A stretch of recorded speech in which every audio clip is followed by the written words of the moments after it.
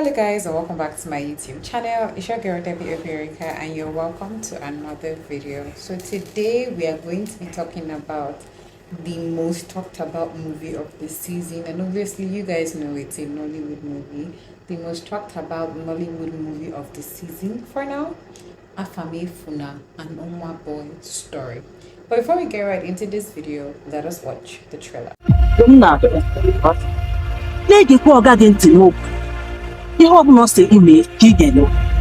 Achọ nke ịdọla aka gị na-abụ na ntị. Afamefuna. Sir? Ezukwana ego m. We are investigating the death of one Paul Obiaju.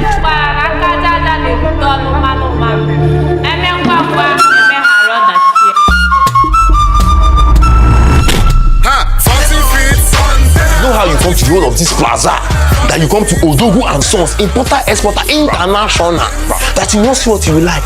Me chacha. Now, God, daughter.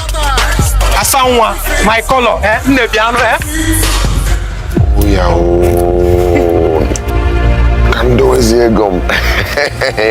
Once you agree to partner with the Danladi brothers, we will deposit the money into your account and things will take up from there. Omugosim kesi ayaya. Omugosim kesi eyisi akwa. Nandwa. Oburo kisi bati ego bisi. Kama is omume. Is omume go. You think you're above the law? No, try me. Try me.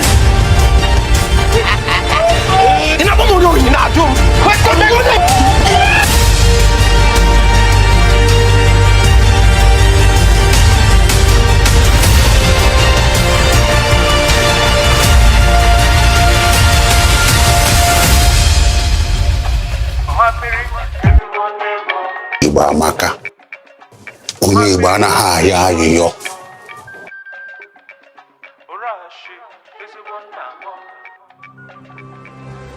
So guys, personally, I have seen the trailer like 3 times, and initially I wasn't sure what the thing was about, but obviously I saw some of my faves and I was like, oh, this movie, I'm trying to adjust such that my ring light is not appearing in my glasses.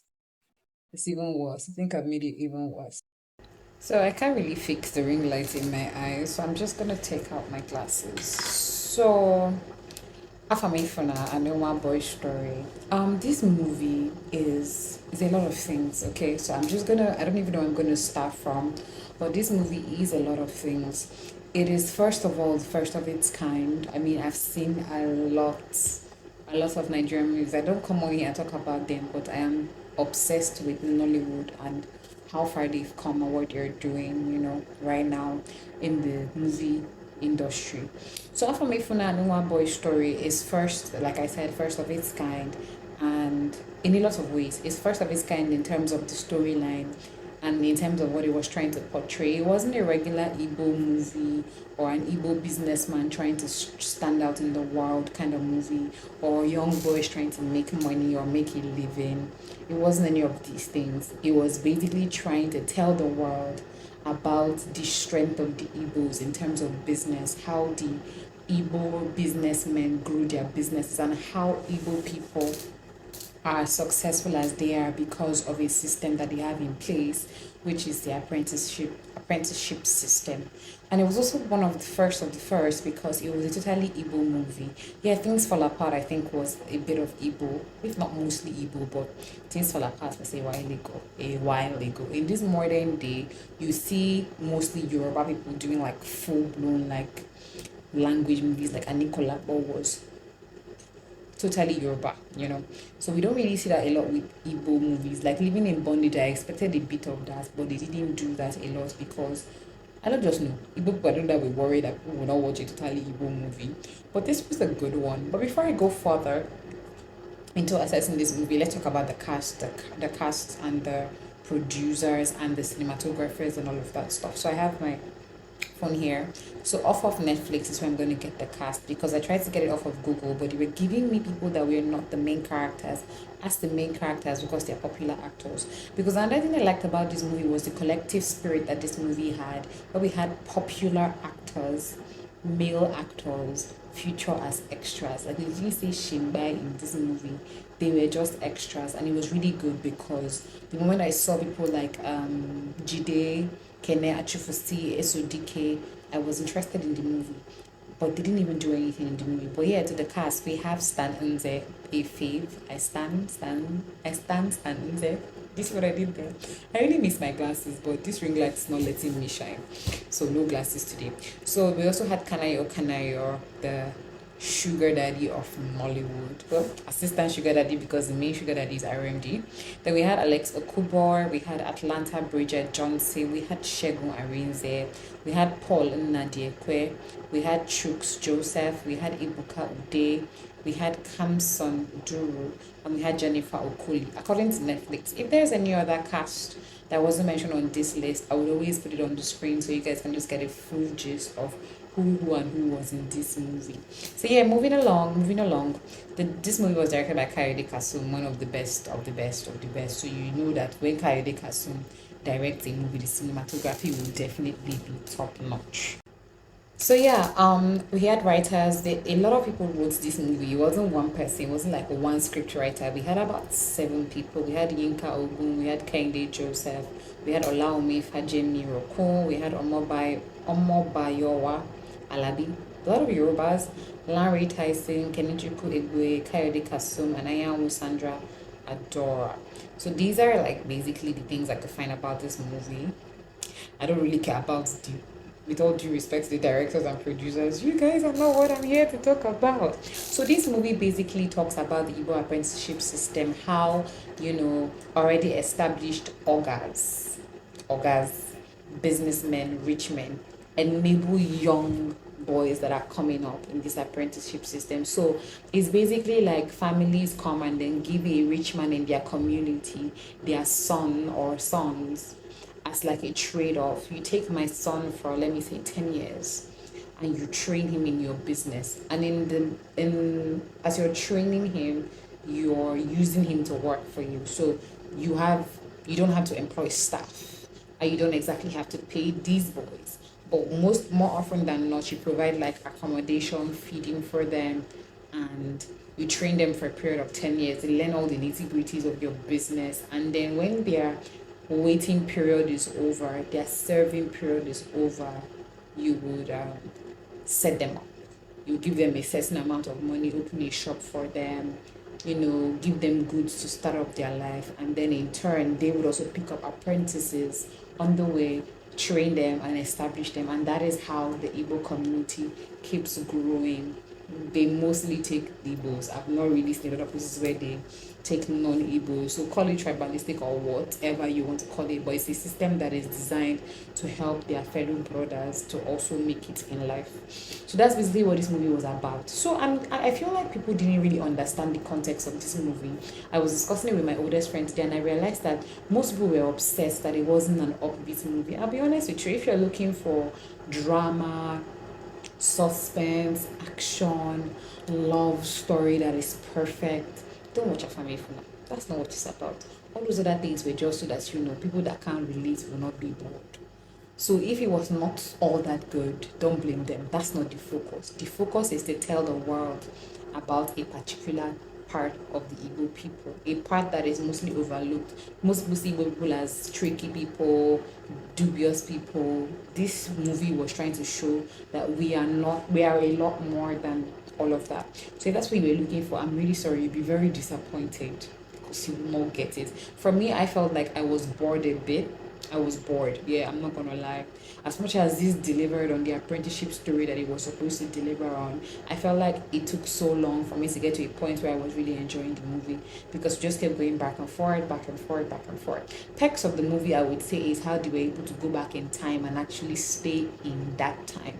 Most of the movies we watch nowadays, where they're trying to do throwbacks, the best they do is downgrade the camera quality, and you maintain the same standard of houses, same kind of dressing, same kind of wigs, same kind of decor, decor, same kind of cars, same kind of environment. But in Afamefuna, they made sure that when they went back to the 80s or whatever time that it went back to, it looked like the 80s. The kind of houses they lived in, the kind of cars they drove, the kind of life they lived, the currency that was used, the system of living life, everything, not just the camera quality dropping and looking a bit like vintage, was giving what it was supposed to give, to throw back to the time that this movie was supposed to be set in, like the throwback part of this movie. I think another thing that I would say that, really stood out for me also was the Igbo language. I see some people talk on Twitter. If anybody drags me, I really don't give a shit. I saw some people saying on Twitter that the Igbo language was not all that. Please let me ask you. I wish I could find that tweet because there's a particular person that said it. I feel like I want to call him out and ask him a few questions. Please, what's his rest in peace? I, as an Igbo girl, I'm not the best Igbo speaking girl out there. I mean, I literally learned Igbo language in 2015, but I got schooled. I can't remember what rest in peace is right now. My oldest friend reminded me of what it is. But they spoke very good Igbo. And the good part about it is that they did not speak dialect. They did not speak Anambra Igbo or Imo State Igbo or Enugu State Igbo or Isialangwa Igbo or Ebonyi Igbo. They spoke Igbo Uzube. Igbo Uzube is the general Igbo language. And more often than not for Igbos, it's very easy for you to mix Igbo Uzube with your dialects because we have some people that say Ala, we have some people that say Ara. R and L. So it's very easy for you to mix up. But everybody spoke the exact same kind of Igbo in that movie, so nobody was confused. I've seen other movies where they try to speak the Igbo language, and everybody is speaking their own variation of what the Igbo language is. And it feels like they are from different parts. But this time they tried to make it look like they were all unified, and the Igbo language has a central unit, which is Igbo Izube, that like we all actually speak the same kind of Igbo, just about from different parts of the Igbo land. Let me see what else stood out for me in that movie. It would also be the delivery of the actors, not the younger actors. I feel like the younger boys didn't do it for me, but then again, they were younger boys. They were supposed to deliver like that. But Stanley's acting, Kanayo obviously is a legend. Probably his 1 millionth time on screen. Alex Ekubo, the lady that played the wife, the lady that played the lady that played the lady, what am I saying? The lady that played, sorry guys, I'm on Netflix. The lady that played the role, what's her name? Atlanta Bridget Johnson. The delivery of the cast was excellent. The delivery of the cast was excellent. The storyline in terms of love and friendship, I didn't really get it, to be very honest. I didn't understand why what are they calling it? Why, what's his name? Paulo reacted the way he reacted. Well, I think I kind of understood it, but I figured that he should have known that was going to happen. I mean, you were sleeping with this man's daughter. Did you think that the man did not know? In a layer, in a feature on, you were eating her and cleaning your mouth, and you think that the man did not know? You were collecting his money through her. You had always been a very dubious person, but he never said anything, didn't mean that he didn't notice. And also, people also saying that they didn't understand the end where Stanley was saying that I love you, I trust you, and after they found out that the child wasn't his, didn't make sense. I kind of totally agree that I feel like he could have done better in terms of his response to waiting off Alex Ekubo from his marriage. It felt like he was just a complacent man that just felt like, oh, he needed to do anything possible not to lose that lady, which is good, but at the same time I felt like he needed to stand his ground at some point and be like, this is my home, this is what I found out, this child is not ours, I need to establish boundaries. Because I feel like if Stanley had ever gone on a trip and Alex Ekubo just strolled to visit, she probably would have slept with him again, because explain to me why you finished having with Alex and then you now go and accept Stanley to be your boyfriend, and you didn't even let him know that, okay, before I came here, this was what happened, and when you got pregnant, safe, let's check, because this thing happened before I came to accept you as my man. But like I said, everything doesn't have to be perfect, because that was not the goal of the movie. So I understand why they did not put too much thought into that. For me, in terms of what the story was supposed to tell, it's a 10 over 10. In terms of a good an exciting storyline in terms of like how, progression of story should be, the introduction, the middle, the climax, the end. I think that I'll give it a 6/10. It wasn't the best of the best in terms of building suspense and keeping us entertained. I struggled to finish the movie. I honestly struggled to finish the movie. In terms of language delivery, 200/200, did an excellent job. Can we give like 1 minute to just clap for Shegun Arinze? Do you know that it's today that I realized that Shegun Arinze is actually a proper Yoruba Lagos boy? I didn't know. His real name is Shegun Pando Aino. He's not even Shegun Arinze. Rumors have it that he used to be a singer, and the first time that he was called out on stage, somebody mistook his name as Shegun Arinze, and he's stuck since then. He's actually Yoruba. He's the first person to imitate a Hausa accent that is not Hausa and you're not heard. I live in the north, so I know what Hausa accents sound like. Like I was watching Skinny Girl in Transit the other day and I was just irritated. Like, could you not find people that could actually give you the proper Hausa accent? What is this blunder that I'm seeing? And he still went ahead to blow our mind and spoke Igbo like he was born and bred in the Igbo land. It was so good. He did an excellent job. And Shegun Arinze is a legend, obviously. So that was excellent delivery. Like I said, the cast did what they were supposed to do. The story told what it was supposed to tell. But for all the other jaras that the movie is supposed to have, not so much. So yeah, so that's my honest opinion about Afamefuna. Let me know in the comment section what you thought about this movie. Would I watch it again? Definitely not. I'll probably sleep off, definitely slumber off, because like I said, it wasn't so interesting, but it was the first of its kind. So I feel like maybe the next Nwa Boy story, the next apprenticeship story would try to pick up on the flaws that Afamefuna had and try to be a better version and tell the Igbo apprenticeship story even better. I'm trying to think if there were any other flaws that I noticed in the movie. Not for now. Anyway, I hope you enjoyed watching this video. Let me know your thoughts in the comment section. Do you think Afamefuna is a movie that would give a 10/10, 6/10, 5/10? Do you think the movie wasn't worth it at all? If you think it wasn't worth it at all, please share your thoughts in the comment section so that I can see from your own perspective. Till our next movie review, I mean your favorite movie reviewer, Debbie Perica. Please don't forget to like, share, comment, and subscribe. And I'll see you guys in the next one. Bye.